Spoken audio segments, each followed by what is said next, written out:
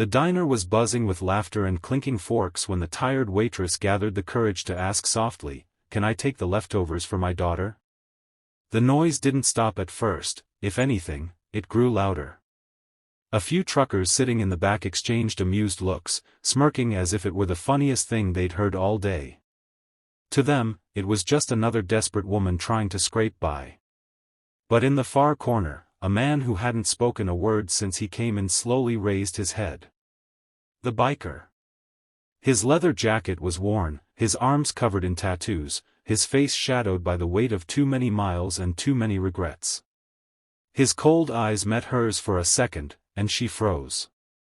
She hadn't expected anyone to actually look at her, much less him. She quickly lowered her gaze again, embarrassed, twisting the rag in her hand. "She hasn't eaten since yesterday," she murmured, almost to herself, as if saying it too loud might break her.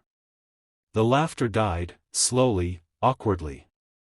One of the truckers cleared his throat and looked away. Another took a sip of coffee just to fill the silence. The air in the room grew heavy, like everyone suddenly realized what her words meant. The biker pushed his plate aside and stood up. His chair scraped loudly against the floor, the sound echoing through the diner like thunder. The waitress flinched, clutching her rag tighter. Everyone tensed, bracing for the worst. This man had that kind of presence, the kind that made you think trouble followed him wherever he went. But instead of anger, his voice came out quiet, almost gentle. "How old is she?" he asked. The waitress hesitated, her eyes darting nervously. "6, she whispered. The biker nodded once, turned toward the counter, and reached for his wallet. "Then she's eating like a queen tonight," he said simply. For a moment, no one moved. The waitress blinked, unsure if she had heard him right. The biker laid a $100 bill on the counter, then turned to the cook and said, "Pack up whatever's hot, double it." His voice wasn't loud, but it carried. The cook, who'd been pretending to clean the grill, froze mid-wipe and nodded silently. The waitress tried to protest, stammering something about not needing charity, but the biker just shook his head. "It's not charity," he said, his eyes softening for the first time that night. "It's dinner."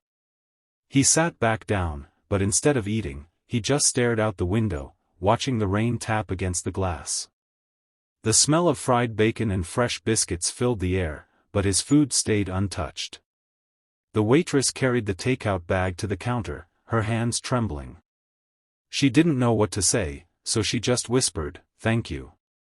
The biker didn't reply, only nodded again, his gaze still far away. When the diner finally closed, she found a note under his untouched plate, weighted by a crumpled napkin and a folded 20. The handwriting was rough, uneven. "For your daughter," it said. "Mine would have been 6 today.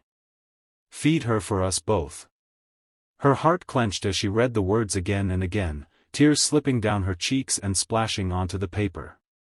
The biker had already gone. His bike's roar had faded into the distance long before she noticed the note. She stepped outside into the cool night air, looking down the empty road, wishing she could thank him properly. She didn't even know his name. All she knew was that somewhere out there, a man with tattoos and a broken heart had given her little girl the gift of kindness, and maybe, just maybe, a bit of hope too. The next morning, her daughter woke up to the smell of warm pancakes and scrambled eggs, things she hadn't seen on their table in months. "Mama, is it my birthday?" she asked, eyes wide with wonder. The waitress laughed softly, brushing a strand of hair from her daughter's forehead.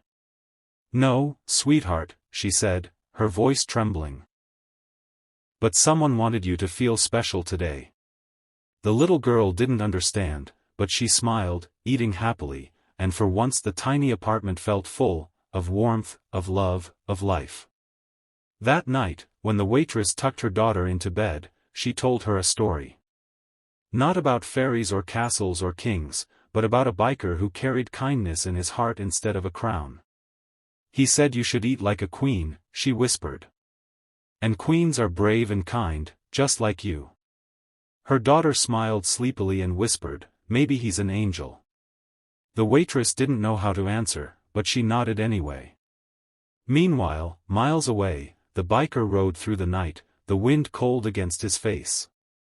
He didn't know why he had stopped at that diner or why the woman's words had hit him so hard.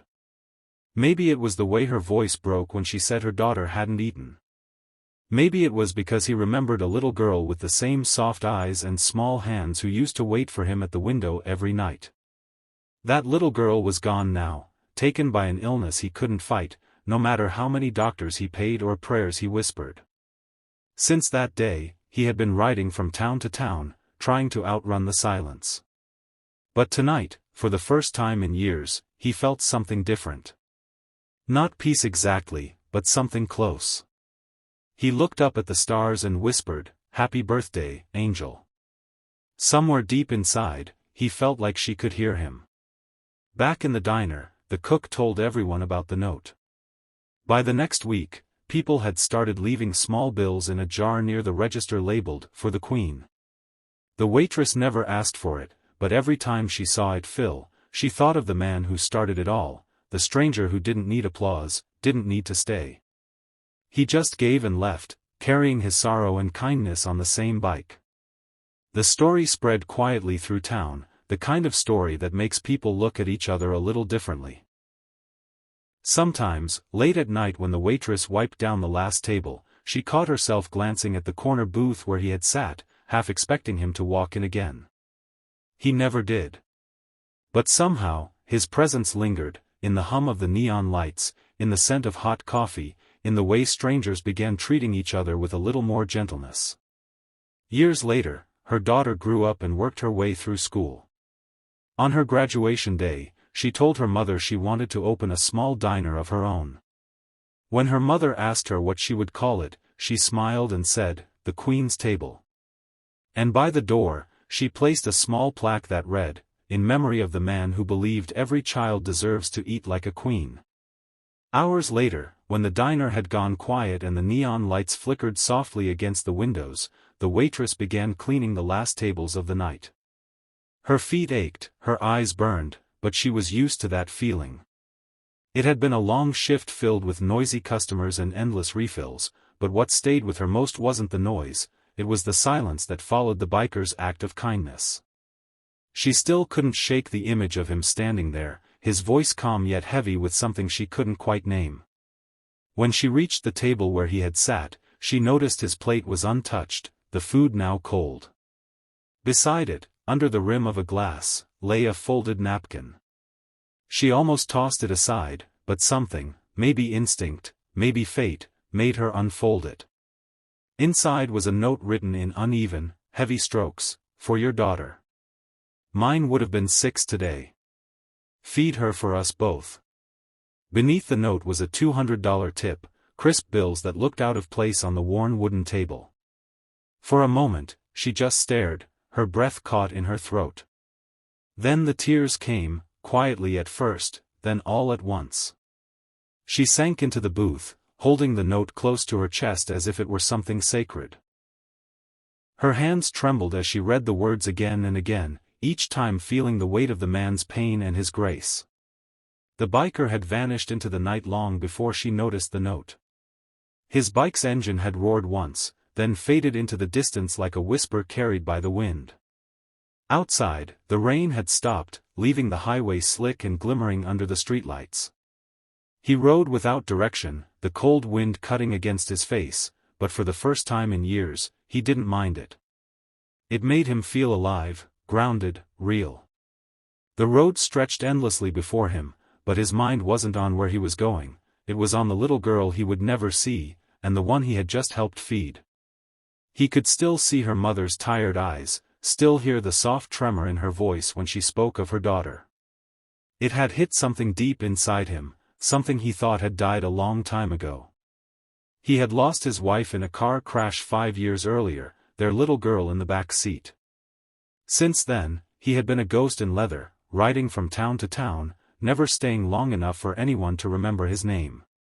He used to believe the road would heal him, but all it had done was remind him of what he'd lost. Until tonight. As he rode through the quiet highway, memories began to surface, his daughter's laughter, the way she'd fall asleep in his arms, the tiny pink helmet she used to wear when he took her for short rides in the yard. She loved the sound of his bike, called it Daddy's Thunder. He used to laugh at that, but now the memory made his chest tighten. The rain started again, light and steady, blurring the stars above him. He didn't slow down. The sound of the rain hitting his helmet mixed with the hum of the engine, and for a fleeting second, it felt like music.